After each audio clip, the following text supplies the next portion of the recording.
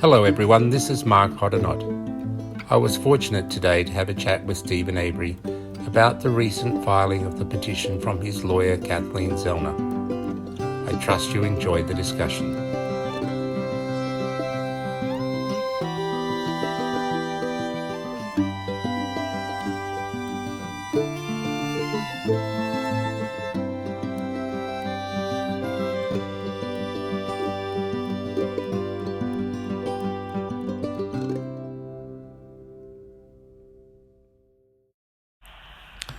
Hi Steve, it's always great to speak with you, and I wanted to ask you today, if I may, that recently your lawyer Kathleen Zellner made her newest filing to the court regarding a number of things, and I just wondered what you felt about it. Well, it seems like it's a pretty good shut case. You know, she got the evidence there. We did their job for them. So, the judge should rule on it instead of being biased against me. You know, so she got no way out of it. So, yeah, so it's being... all the doors are shut on it. I guess it's being reviewed by your best friend Angela Sukovic, who's based down in Sheboygan. So it'll be interesting to see how she deals with it, and not only how she deals with it, but how long she takes to deal with it. Yeah, well, she shouldn't take that long. You know, it's pretty easy. You know, if she's a judge, she should go by the law. Just give me a hearing or throw it out. Yeah, exactly. Dismiss all charges. You got the person who did it, so... I've got a question for you, Steve, that, when you see this filing, and I'll just pick on a couple of things. When you see things like Mr. Sawinski, the gentleman who's mentioned in the filing, who was the paper delivery man at the time, when you see that he phoned Manitowoc Police or Sheriff's Office, one or the other, I'm not sure which one, a couple of days after the sighting of the car being pushed along Avery Road, when you know that that's occurred, and now we find out that the Manitowoc Sheriff's Office have withheld those phone calls, or the record of those phone calls, never handed them over to your trial lawyers, nor any requests for them in the 15 years since then, or 17 years since then. What do you feel like that? How does that make you feel when you can clearly see there's deliberate withholding of evidence that's in your favour?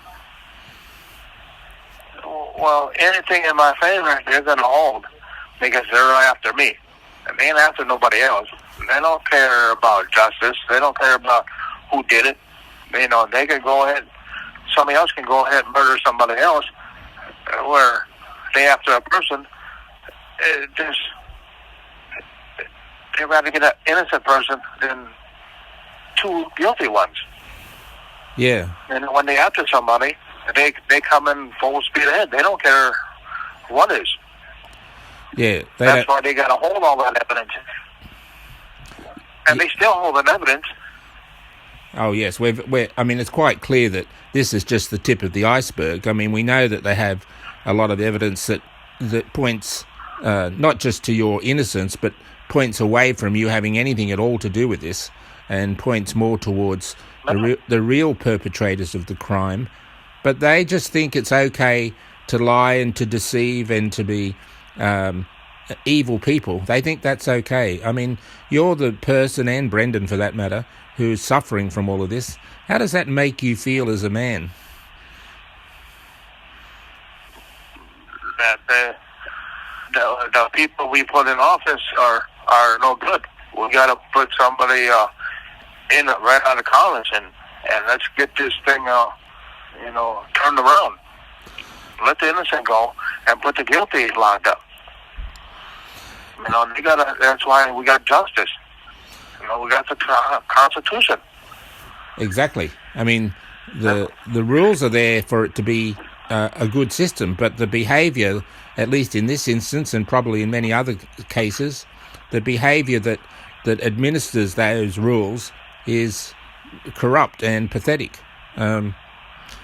One of the things that I'm looking forward to is all calls other than properly placed attorney calls may be monitored and recorded. Yeah, one of the things I'm looking forward to is not just getting yourself out of prison and Brendan, but to have this case be the catalyst for genuine, serious and permanent reform. And so that would be a real bonus if we can get that as well. Oh, yeah, well, if they don't do their jobs, they shouldn't be on bench, or DA, or the investigators. There should be consequences. Take their protection away so they can be sued. And then they won't be doing that no more. No. The judges on there are supposed to protect the United States of the Constitution. Yes, the most serious impediment to the justice system working properly, in my opinion, and I know it is yours, is the protection that these officers and other officials have. Because they know they can pretty much do anything and not get into trouble, then they just behave badly when they feel they want to. Yeah, it don't make a difference. If the stuff is planted, well, just like the two cops, they shouldn't even been in my house. No, exactly. Because they gave up jurisdiction. No, that's right. And so two Manitowoc officers, finding everything. So there should be something there. They were holding stuff from my old case. So why would you put them on my case? Well, it's the question that we know the answer to, because they needed to be there to make sure the little charade that they were going to create actually happened. So they had the personal interest in making sure that they nailed you. And we have this bizarre statement by Jerry Pargle, who was the then sheriff of Calumet County, and Ken Kratz, the district attorney. This bizarre statement from them saying, we don't even want there to be even the perception of any lack of independence. I mean, this whole case was totally without independence from day one. And they would want the public to believe that they're acting as proper law-abiding officers, acting in a very professional and ethical way. Nothing could be further from the truth.